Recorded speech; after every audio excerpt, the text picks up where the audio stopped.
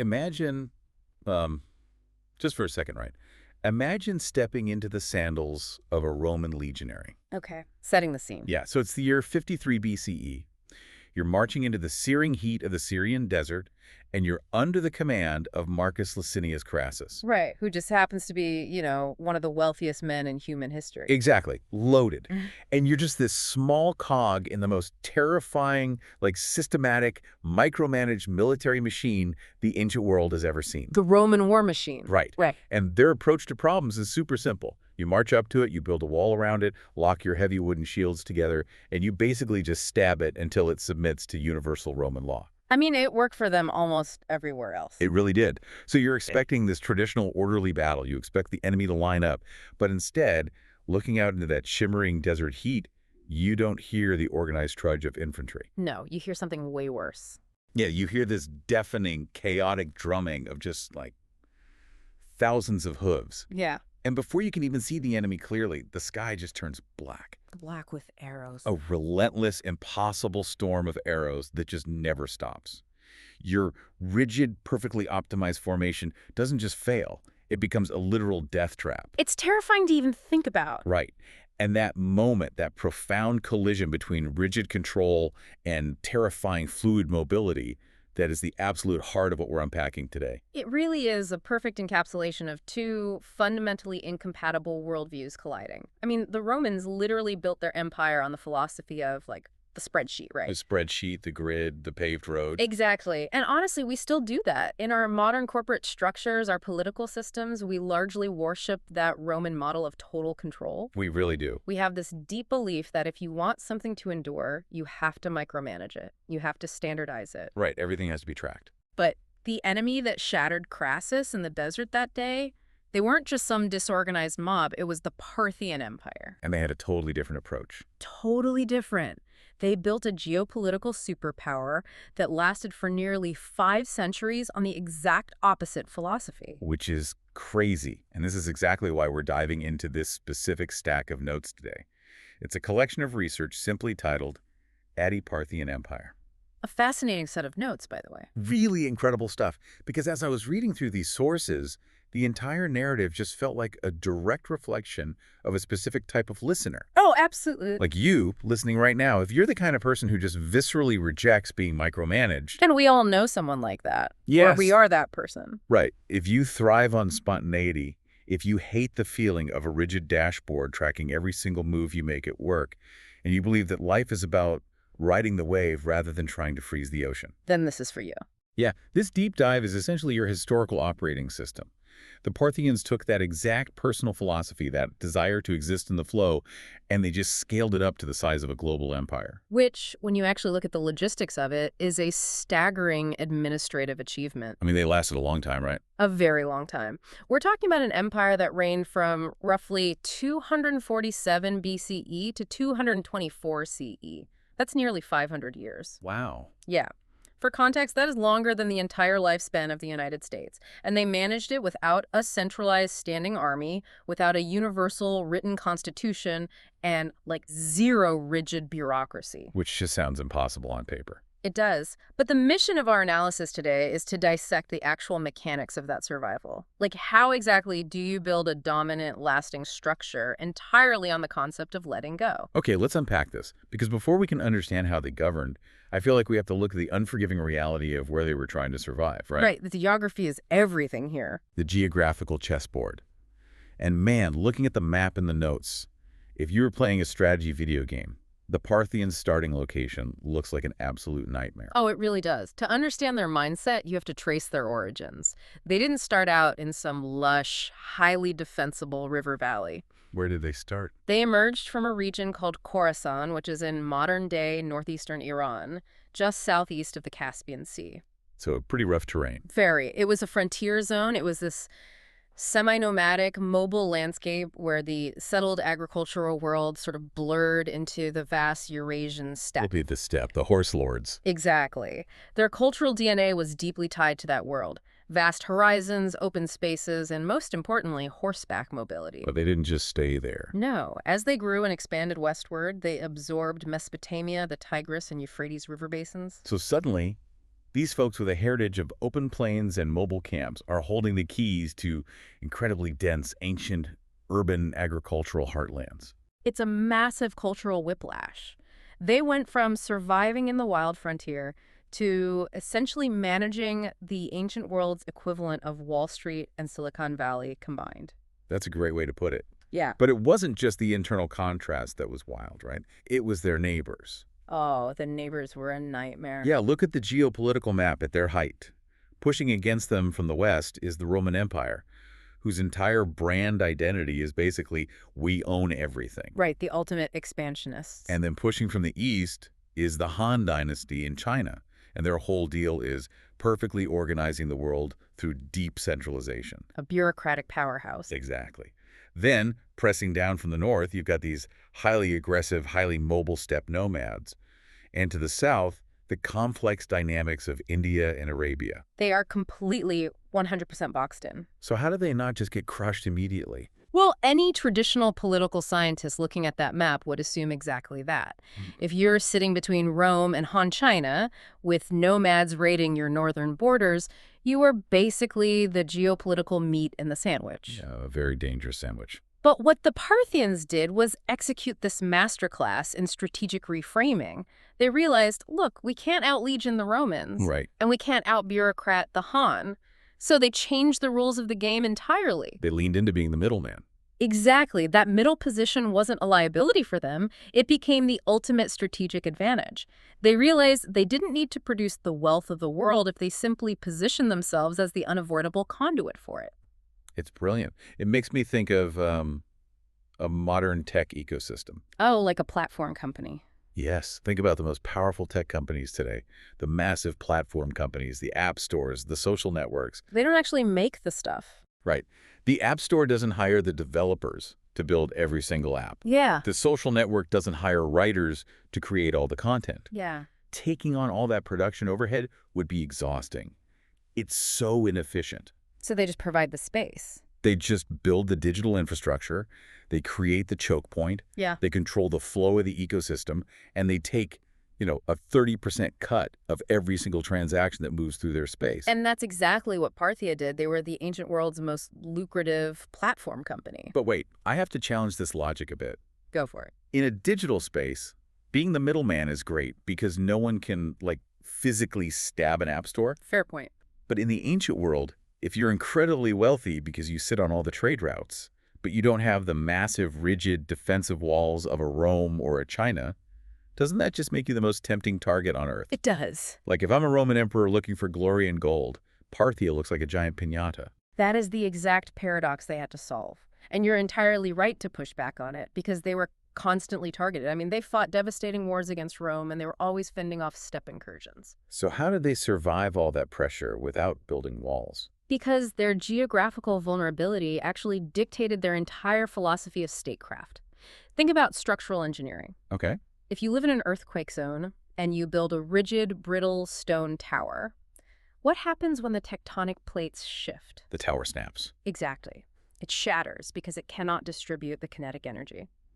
The Romans built brittle towers, they built hard borders, fixed walls like Hadrian's Wall, and rigid lines of defense. And when you put pressure on a rigid structure... It breaks. But the Parthians didn't build a tower, they built a net. Oh, wow. I love that. A net absorbs the impact. It deforms, it stretches, and then it just snaps back. Precisely. When a Roman legion marches into a flexible net, the net just gives way. The Parthians would often literally trade space for time. What does that look like in practice? It means they would let an invading army march deep, deep into their territory. They'd stretch the enemy's supply lines to the breaking point in the blistering desert heat. Well, they just sort of backed away. Yeah, they simply melted away. They avoided a decisive pitched battle until the environment itself had exhausted the invader. Because you can't defeat an enemy who refuses to stay in one place. Right, and who refuses to defend a fixed line on a map. Their flexibility wasn't just some philosophical luxury.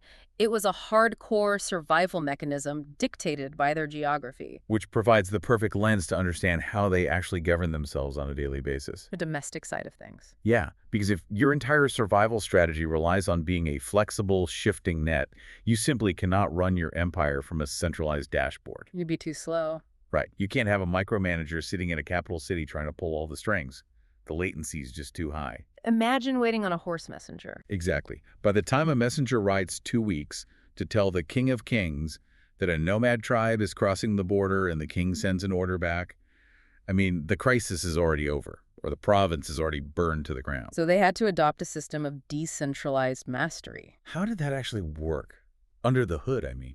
Well, under the Arsacid dynasty, which was the ruling family of the Parthian Empire, the political system looked dramatically different from Rome. It was much closer to a feudal arrangement. So lots of local lords. Exactly. You had the central king, the Arsacid ruler, who held the title King of Kings. Which is a pretty epic title. It is, but the wording is revealing. He isn't just the king of subjects, he's the king of other kings. Oh, interesting. Power was massively delegated to a handful of great noble families like the Surin, the Karen, and the Miran, alongside various local vassal kings. These regional powers ruled their territories with an astonishing degree of autonomy. So no Roman-style bureaucracy. No. No endless taxation forms sent back to the capital in triplicate. No governors appointed by the Central Senate who rotate out every 2 years. None of that. Ah. The Arsacid king functioned way more as a high-level balancer, like a geopolitical conductor, rather than an absolute dictator. Just keeping the orchestra playing together. Exactly. His primary job was managing the coalition. Status within this empire wasn't primarily a matter of legal codification. It was deeply relational. Relational how? It was this invisible web of who you knew, your family ties, marriage alliances, and personal loyalty. So it was all about networking. Very much so. Yeah. The implicit contract was basically, you rule your region, you handle your local disputes, you maintain the roads, and crucially, you provide heavy cavalry when the empire is threatened. And in return. In return, I won't micromanage you. Let's not mess up a good thing. This is where the mirror really reflects back on you, the listener. Oh, absolutely. Because when you look at how the Parthians structured their government, it is a macro-scale version of how you likely want to structure your own life or your own teams at work. It's the ideal management style for a lot of people. Right. If you're managing people, or if you're being managed, the absolute dream scenario is a high-trust, high-autonomy environment. Here's the overarching goal: keep the empire safe, keep the trade flowing. Now go figure out how to do it in your specific department. The Parthians trusted the local nodes of their network to handle local problems. And what's fascinating here is the concept the notes call custom over codification. Yes, this really gets to the mechanics of their legal system. Let's contrast it with Rome again because it's so helpful. Romans love their laws. They were legally evangelical. They believed that a law drafted in the Senate in Rome should apply identically to a citizen in Gaul, a subject in Egypt, and a merchant in Syria. A one-size-fits-all approach. Exactly. They wanted to codify human behavior into a single, universal system. But the Parthians didn't do that. Not at all. The Parthians looked at the staggering diversity of the Middle East. You know, the Greeks, the Persians, the Babylonians, the Jewish communities, the nomadic tribes. It's a huge mix of people. Right. And they realized that forcing a universal law onto that much complexity was a fool's errand. It would require an infinite amount of violence and bureaucracy to enforce. So instead of asking what is the universal rule, they asked a much more pragmatic question. Yes. They asked what actually works right here, right now, with these specific people. I love that. Yeah. How did that look on the ground? Well, if you walked into a Greek polis located within the Parthian Empire, like Seleucia on the Tigris. A very Greek city. Exactly. You'd find them operating under Hellenistic law. They had their own magistrates, their own Greek civic councils, their own local courts. The Parthians didn't try to force them to use Iranian legal codes. Do your Greek thing, we don't mind. Precisely. But if you traveled a few hundred miles east into the Iranian plateau, into a traditional satrapy, you'd find landed nobles, the decans, operating under ancient Persian customs and tribal traditions. And the central government just didn't care. They didn't care at all so long as the taxes were paid and the troops were mustered when called upon. See, I get that in theory, but I'm stuck on the mechanics of that. How so? Human nature being what it is, right? Yeah. If I'm a powerful local noble, and the King of Kings is off fighting a war on the totally opposite side of the empire. Right. And I have my own army and my own tax base. Why wouldn't I just stop paying taxes? Why wouldn't I just declare independence? The Roman critique. Exactly. How does an invisible web of trust actually hold together a massive empire without a centralized army of enforcers breathing down everyone's neck? It is the multi-million drachma question, and you're right, it's the exact vulnerability the Romans always mock them for. But the Parthians had profound invisible mechanisms of control. Like what? First, there was intense interlocking self-interest. The great noble families were vastly wealthy, and their wealth depended entirely on the stability of the Silk Road trade. Oh, and trade needs stability. Exactly. You need a unified empire to protect those massive caravan routes. Yeah. If the empire fractures, the trade stops and everyone loses their money. So greed kept them together. Partially, yes. Second, the Arsacids utilized a very complex hostage and marriage system. Okay, classic ancient politics. Right. The noble families intermarried heavily with the royal line, which meant that an attack on the king was often an attack on your own cousins or your in-laws. It makes treason very awkward at Thanksgiving. Very much so. And finally, the Arsacids cultivated a really powerful religious and cultural mystique. How did they frame themselves? They framed themselves as the divinely appointed heirs to the ancient Persian Achaemenid kings, but also as the protectors of Hellenistic culture. Covering all the bases. Right. To overthrow them wasn't just a political rebellion, it was a disruption of the cosmic and economic order that was making everyone incredibly rich. It's just the ultimate realization that civilization doesn't inherently require strict top-down order Right. to be sophisticated. We definitely have a modern bias about that. We do. We think that if a society doesn't leave behind 10,000 identical stone tablets of legal code, they must be primitive. But the Parthians proved otherwise. They prove that a society can thrive wildly through negotiation, through autonomy, and through a state of constant fluid flow. And because the central government wasn't spending 90% of its GDP trying to force a Greek merchant to speak Parthian or an Iranian farmer to follow Roman-style property law. They freed up a massive amount of energy and capital. Exactly. And what do they do with all that freed up energy? They focused on the money. They focused on the Silk Road. The economic mechanics of the Parthian Empire are really where their middleman strategy becomes an art form. Let's talk about the Silk Road, because I think people picture a single paved highway. Oh, it was definitely not that. It was a massive, complex, shifting network of caravan tracks spanning all the way from China to the Mediterranean. And the Parthians sat right in the middle. Dead center on the main arteries. And because they didn't micromanage their subjects, they could focus entirely their energy on protecting, taxing, and manipulating the staggering flow of global wealth. We're talking about crazy luxury goods, right? The transit of Chinese silk, Indian spices, Roman glass, precious metals, Central Asian horses, and just as crucially, the invisible flow of technologies and philosophies. I want to highlight a specific historical moment from the notes, because it illustrates how surgically precise they were about economic warfare. Oh, the Seleucus story. Yes. So there was this major city in Mesopotamia called Seleucia, which was heavily Greek-dominated. A massive hub of trade. Right, an ancient massive hub. And the Greek merchants there held a tremendous amount of power, sometimes enough to actually challenge the Parthian kings. Which is dangerous. Now, if a Roman emperor wanted to break the power of a rebellious city like that, he would march a legion in, tear down the walls, burn the city to the ground, and enslave the population. The Roman way. Brute force. But what did the Parthian king Vologeses I do? He didn't lift a single sword against them. It is one of the most elegant, ruthless economic maneuvers in ancient history. What did he do? Vologeses I simply went a short distance down the river and founded a brand new city, built entirely from scratch, and named it Vologesius. Just named it right after himself. Of course. And then he established royal protection for it, he lowered the tariffs, and he built better infrastructure for the caravans. He essentially created a massive state-sponsored economic bypass. Yes. He didn't need to burn Seleucia down. He just choked off its lifeblood. The caravans stopped going to the Greek city and started going to the new Parthian royal city. It demonstrates this deep, sophisticated understanding that capital flows to the path of least resistance. Right. And if you control the geography, you can alter that path at will. It's incredible.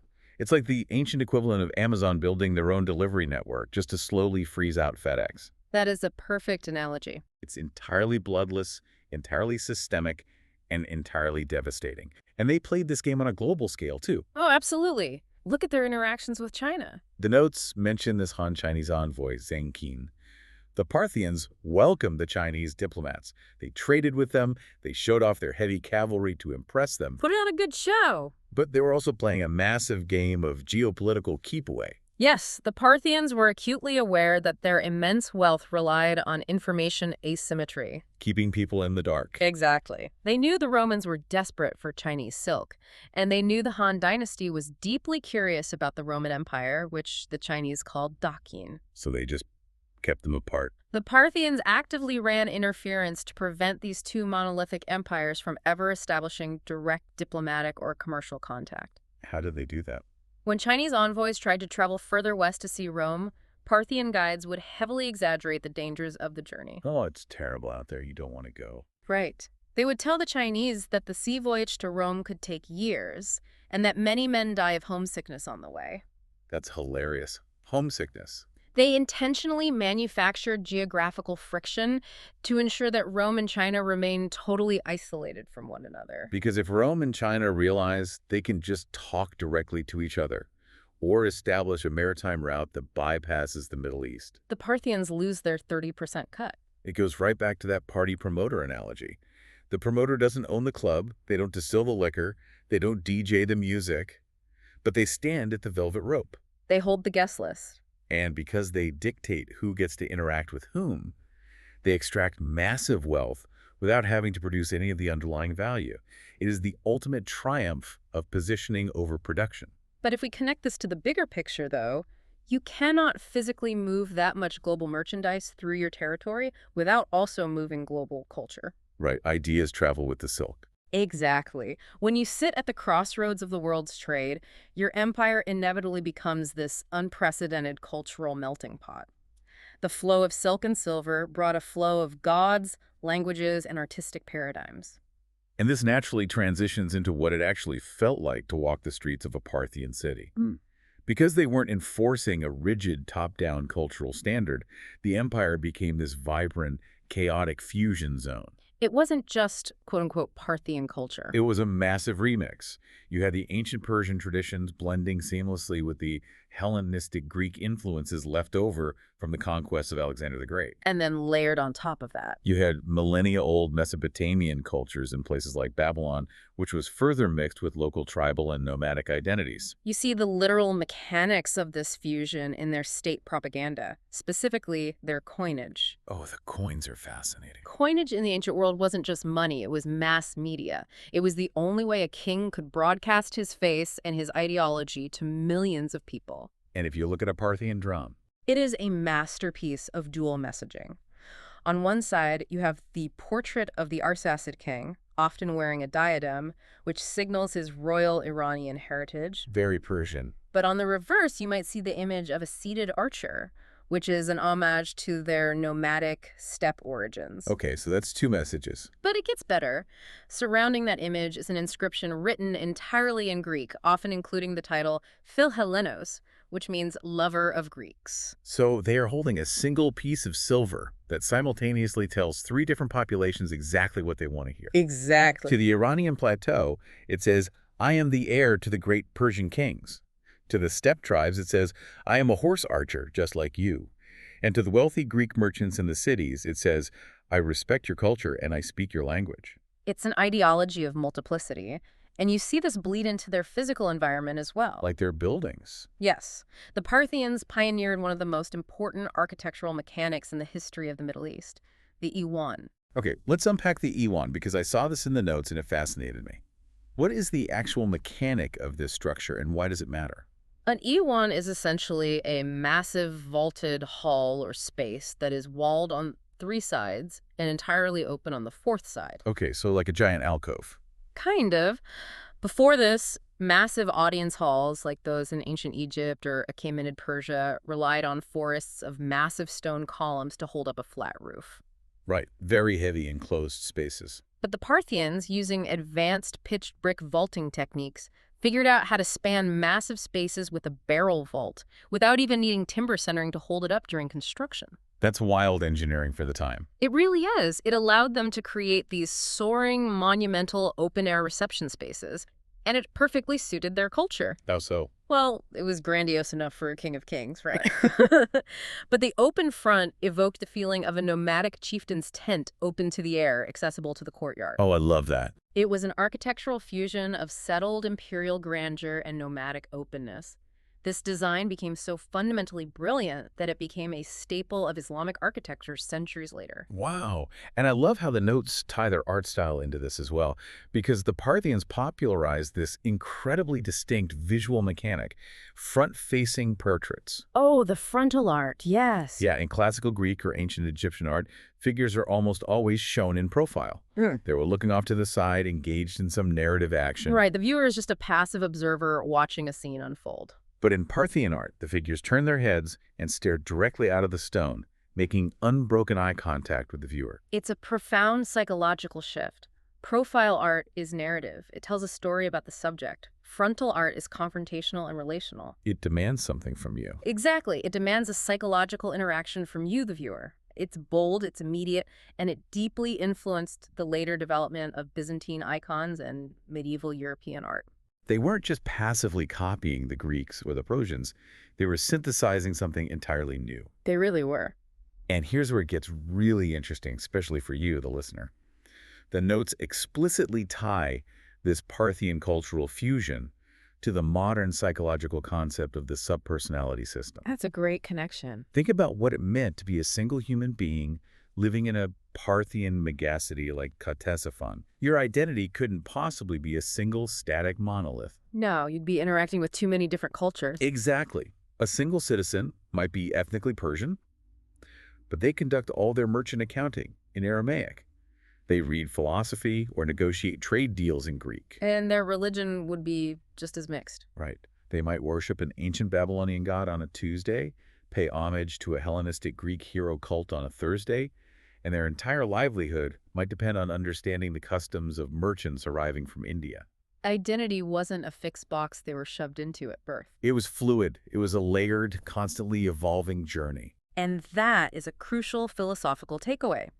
Meaning and stability do not require you to define yourself strictly and violently defend that single definition against the world. True resilience comes from embracing multiplicity. The Parthians did not force a single, totalizing religious or ideological creed on their people.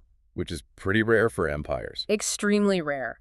This is a massive contrast to the Sasanian Empire that conquered them later, which rigidly enforced state-sponsored Zoroastrianism. But under the Parthians, Everyone just kind of did their own thing. Jewish communities thrived and governed themselves in Babylon. Early Christian networks spread along the trade routes. Greek temples operated next to Iranian fire altars. Because the empire valued the mechanics of peace and the flow of trade over the purity of ideology. They understood that it doesn't matter if you pray to Zeus, Ahura Mazda, or Yahweh, so long as the caravan arrives safely and the taxes are paid. It's beautiful in its pragmatism, but, I mean, we have to face the music here. Yes, the real world. Right. If you build this incredibly tolerant, culturally rich, wildly wealthy, flexible society right in the middle of the known world, someone is going to try to burn it down. The Romans mostly. Yeah, the Romans aren't going to look at that and say, wow, what a beautiful multicultural fusion zone. They're going to look at it and say, look at all that unprotected gold. Exactly. Which brings us to the sharp, terrifying edge of the empire. How did a decentralized network of barefoot travelers and pragmatists actually fight off the greatest military machine in human history? This is where we return to the Syrian desert in 53 BCE, the Battle of Kara. Back to Crassus and his bad day. The worst day. We need to look closely at the biomechanics and the logistical genius of Parthian warfare. Because they didn't defeat Rome by copying Rome. They didn't build heavy legions. Not at all. They defeated Rome by remaining entirely true to their steppe origins. The Parthian military doctrine was the ultimate refinement of mobility. So total opposite of Rome. Right. The Romans relied on heavy infantrymen burdened with massive shields, heavy armor, and a reliance on strict, unmoving formations. And the Parthians? The Parthian army at Carrhae, commanded by the brilliant general Serena, contained exactly 0 infantry. 0. Just cavalry. Entirely cavalry.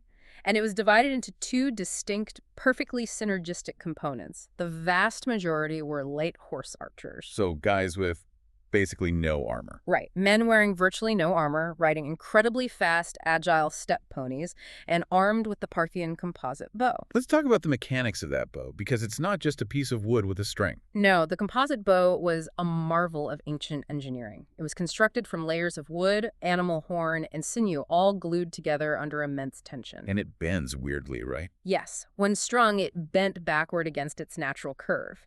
This meant that even a relatively short bow, short enough to be easily fired from the back of a galloping horse, could generate an absolutely terrifying amount of kinetic energy. Enough to pierce armor. Oh, absolutely. Enough to punch an arrow through Roman chainmail or even pin a legionary's hand directly to his shield.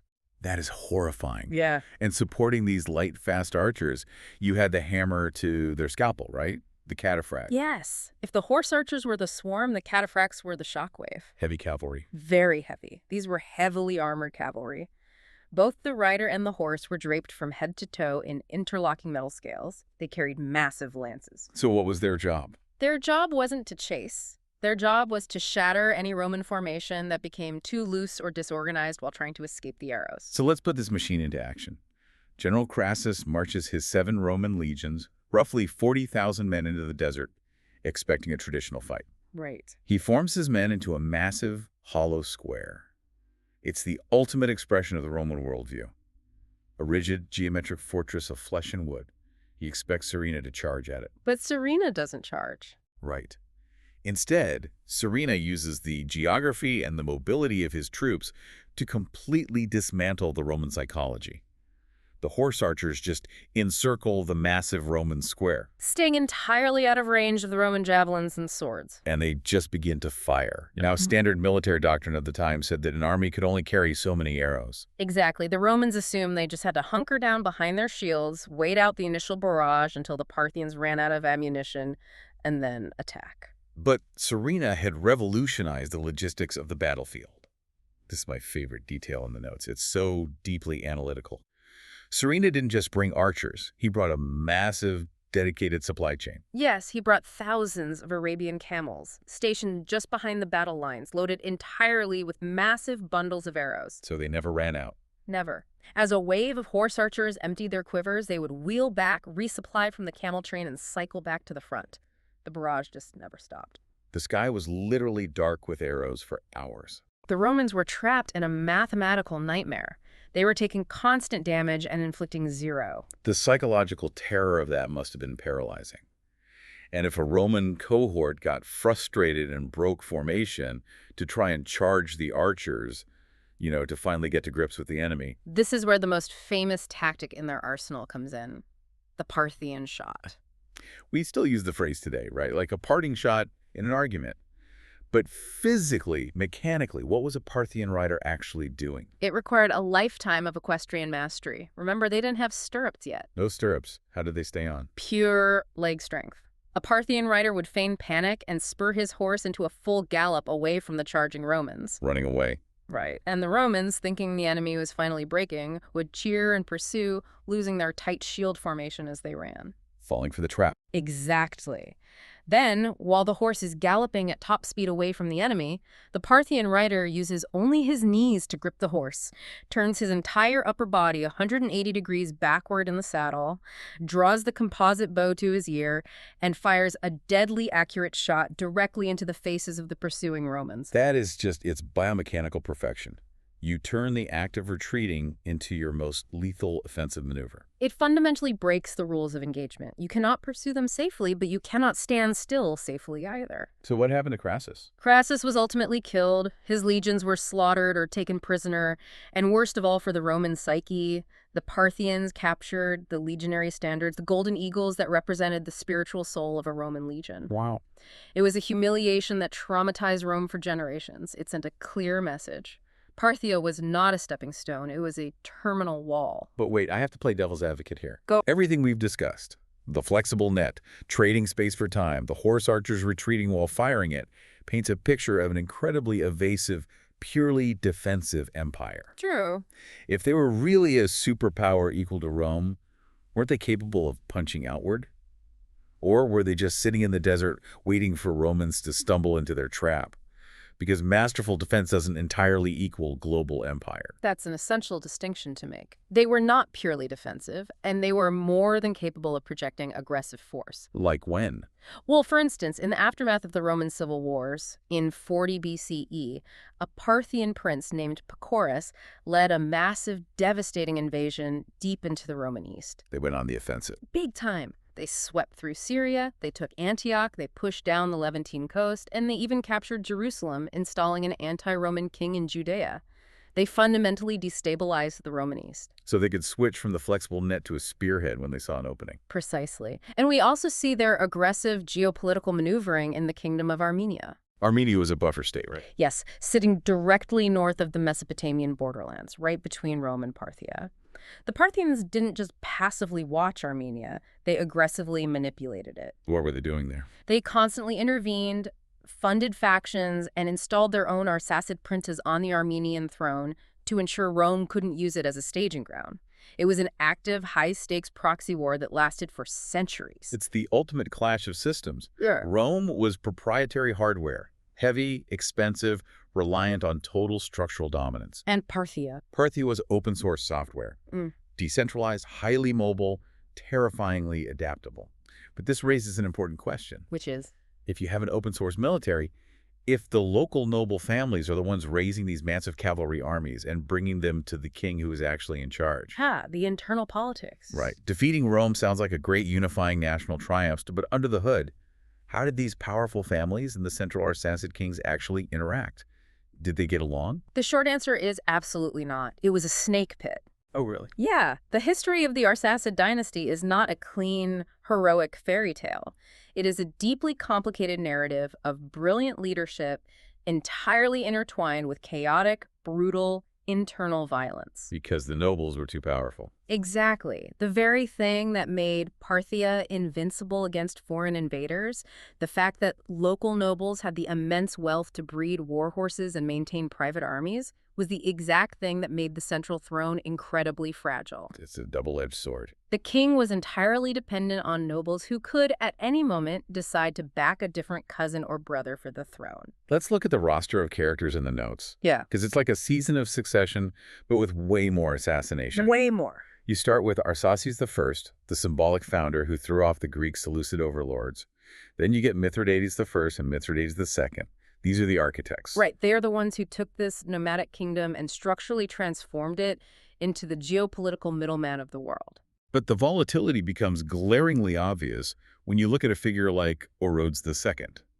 By all external metrics, Orodes oversaw the zenith of Parthian power. The total annihilation of Crassus at Carrhae happened on his watch. He humbled Rome. But let's look at the mechanics of his reign. How did Orodes secure the throne in the first place? Oh, he allied with his brother to murder their father. Wow. And then, once the father was dead, Orodes turned on his brother and had him killed to consolidate power. Brutal. But, I mean, somewhat standard for ancient royalty.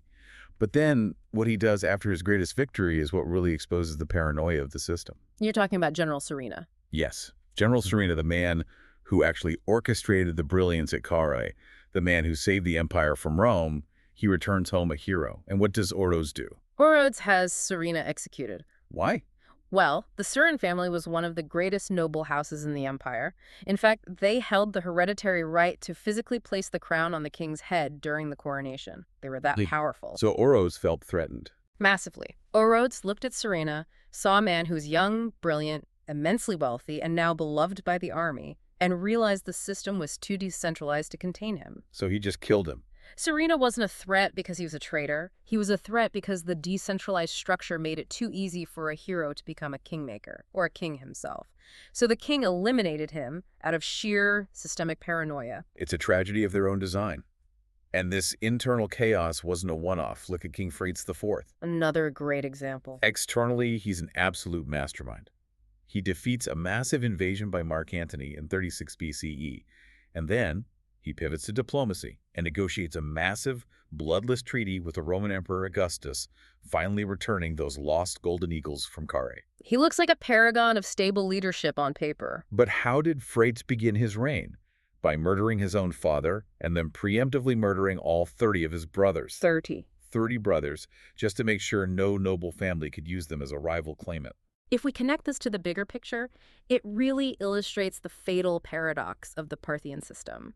Their macro-level flexibility relied on micro-level instability. That makes total sense. The great noble houses functioned like massive shock absorbers against foreign invasions, but during peacetime, those same shock absorbers turned into battering rams against the central throne.